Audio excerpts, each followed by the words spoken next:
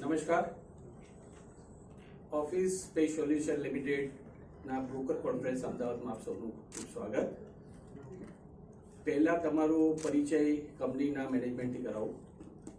શ્રી અમિત રામાની, કંપનીના chairman.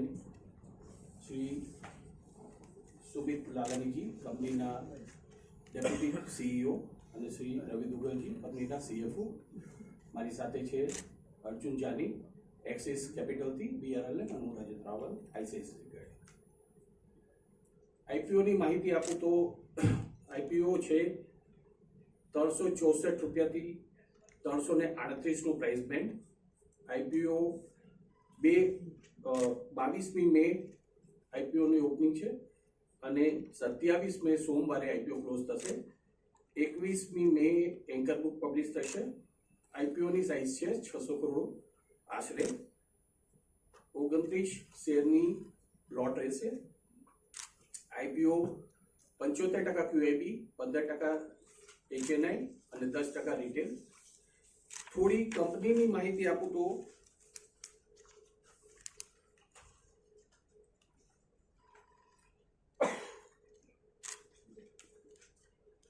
Company number 1 rental સ્પેસમાં છે અને એના પિયર કમ્પેરિઝનમાં કરતાં 4 ગણા વધારે મોટી છે. કંપનીનું સ્ટાર્ટિંગ શ્રી અમિતજીએ કરેલું હતું 2014માં. નંબર 1 કંપની છે જે એમના પિયર કમ્પેરિઝનથી 16 થી 20% હાઈએસ્ટ વર્કિંગ સ્પેસ ધરાવે છે. 169 સેન્ટર્સ છે કંપનીના. અને વિગત માહિતી માટે શ્રી અમિતજીને હું રિક્વેસ્ટ કરીશ કે કંપનીની ડિટેલમાં તમને પ્રેઝન્ટેશન આપશે. Thank you.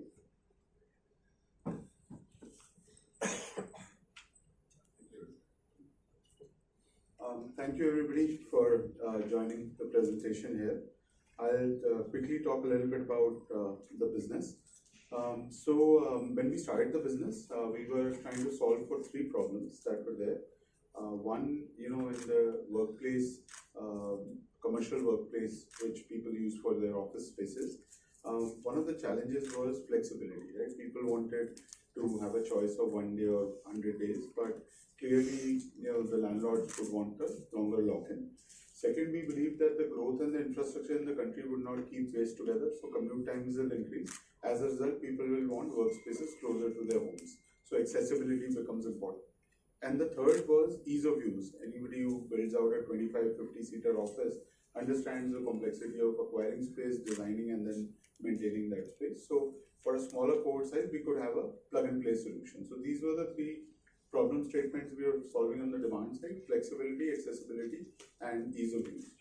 On the supply side, India was a very unique opportunity. The real estate sector, only about 30% of commercial real estate was owned by commercial with institutional landlords. About 70% was with HNIs, family offices, and mid-tier developers. So we said there's an opportunity because these groups are underrepresented. They don't have marketing and leasing teams. Typically, large property consultants like CBRE, etc., don't show up at their doorstep. So we said, why don't we go and partner with them? And we came up with this strategy called managed aggregation. And the idea was simply to go to the landlord, ask them to put majority of the capital towards the new fit out, and give them a minimum guarantee after a certain minimum guarantee free period, and which was a smaller part of the rental. So you have solved 2 problems. One, you are not investing your own capital for the fit out, it becomes asset light. And second is that you have basically made the landlord a partner, hence your demand and supply mismatch gets controlled, which means that when people come to co-working, they're typically looking for short-term duration, right?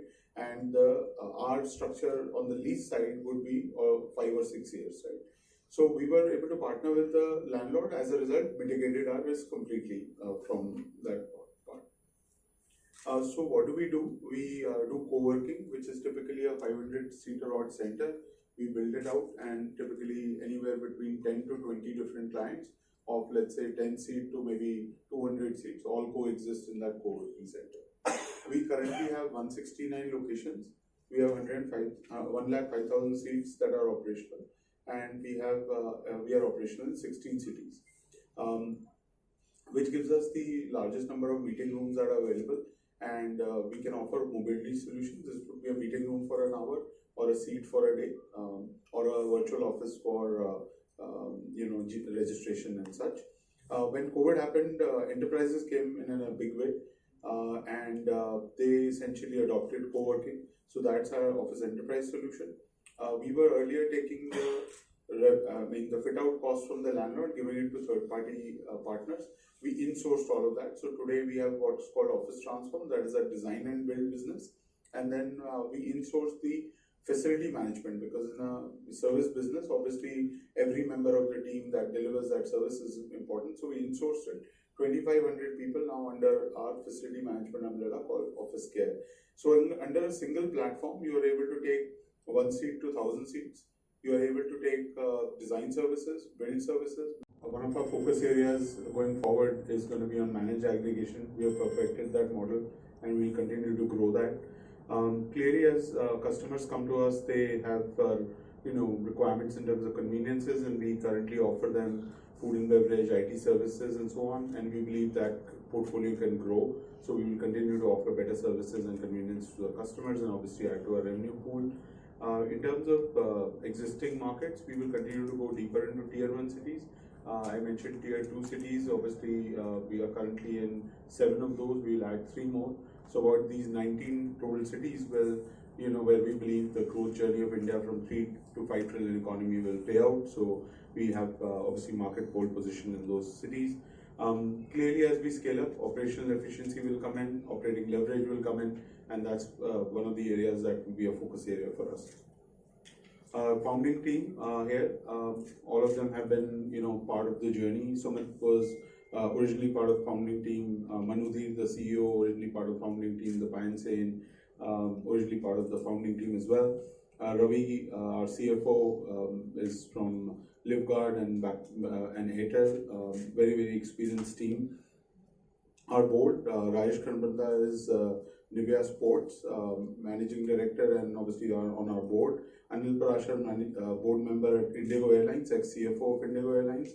Arjun Bhartia, Managing Director at Jubilant, and on our board. Radhika Jayakrishna from Ahmedabad, Arundhati Mills, she runs the family office. Sanjay Shah, he is currently the CEO of Wadhwani Foundation, $2 billion fund that is focused on creating jobs in the country.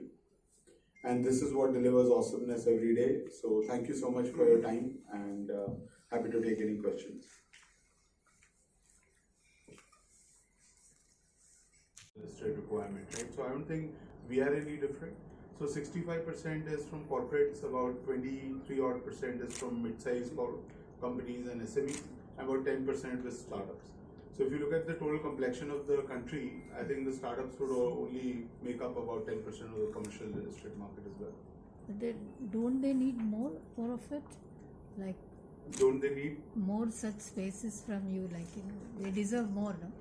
No, so I think clearly the overall co-working, when it started, it used to look like it was only for startups and small companies. But today, the large corporates, you saw some of the client logos, Fujitsu, Lenovo, Capgemini. These are kind of companies that are taking space with us. So I think everybody has adopted co-working in a big way.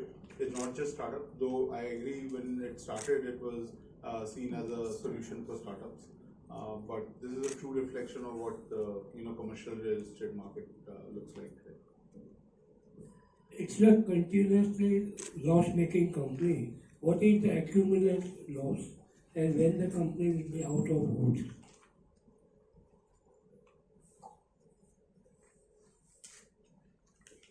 So the accumulated loss would be around 400 CR.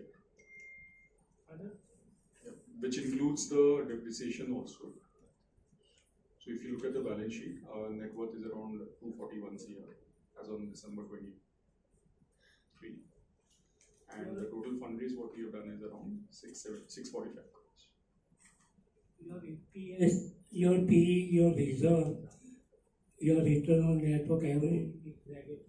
Sorry. So, your EPS, your PE, your beta, everything is negative. So, how you justify your premium price? So, in terms of the valuation, I'll leave that question for the bankers to answer. Obviously, they would have done their own, diligence on that. On the loss bit, the only thing I want to add over here is, there's you'll have to see that, broken into three components. There's a depreciation loss, there's an operating loss, and there's obviously the accounting impacts of all of that. The operating loss is much lesser in that, 400 crores, what I'm talking about. As you know, see, every IPO valuation process is a set process. We are going to showcase our company, do with fundraising process with all the institution investors. So we have done lots of road shows. We have met lot of funds and institutional investors, and finally they have given us this valuation to go ahead and. When you see the anchor investor in the company, you will be having a good fair valuation, fair company valuation of the company. You will find the company is well valuated. Who is the peer in the market at present? Any peers, competitors? So we have mentioned in the RHP 5 peers, including Office. In the listed space, there is no peer. I think in 90s there was one company, Diners International, Club International, and it failed with the same concept. It failed within a short time. You know this. So I don't believe Diners was in the co-working business. It might have been, a subset of what the overall industries, which is probably they were offering some, spaces on rent for a very short term. But I think clearly, if you look at the Indian landscape, it is behaving very, very differently than the global landscape. In India, people have adopted it in a big way. 20% of all commercial real estate take-up has been from co-working operators, and that's on the back of very, very strong demand. As you see today, 65% large corporates are our customers, and you can name almost any client that would either be currently our customer or would be our user of our meeting rooms as mobility solutions. 2,300 companies that are part of our residents with us. In India, there are probably only 10,000 companies that matter of any scale. So, we believe that there's a very, very strong industry overall is doing really well in India, and it's a sunrise sector as we see it, and we strongly believe us having the market leadership, gives us the opportunity to, continue to grow and scale very, very fast. Just to add to what Amit said, so our losses, if you would have seen the financials, in 22 it was minus 20%, which has improved to minus 8%, and in the 9-month financial it is minus 3%. So we have been continuously improving on our performance, driven by the growth in the number of centers, the volume, the network, and obviously the growth in the revenues. So what will be your focus? Metro shares, metro cities or tier 2 and tier 3 cities? So currently, we are in all metro cities, so the 9 metro cities. We are also in 7 tier 2 cities. We are adding 3 more cities, Guwahati, Vijayawada and Lucknow.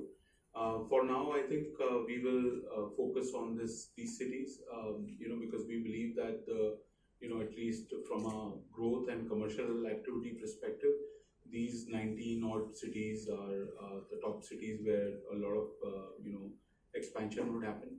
Also in tier 1 cities, they continue to evolve in terms of newer micro markets being established, right? So for example, if you were to look at Mumbai, about 5-6 years ago, the Thane-Belapur road did not exist as a situated micro market. It's now obviously situated as a micro market, right? So there are obviously the tier 1 cities will continue to see the maximum amount of growth because the largest amount of activity with urbanization, the largest number of people in the service sector will continue to reside in tier 1 cities. Are you there in Ahmedabad?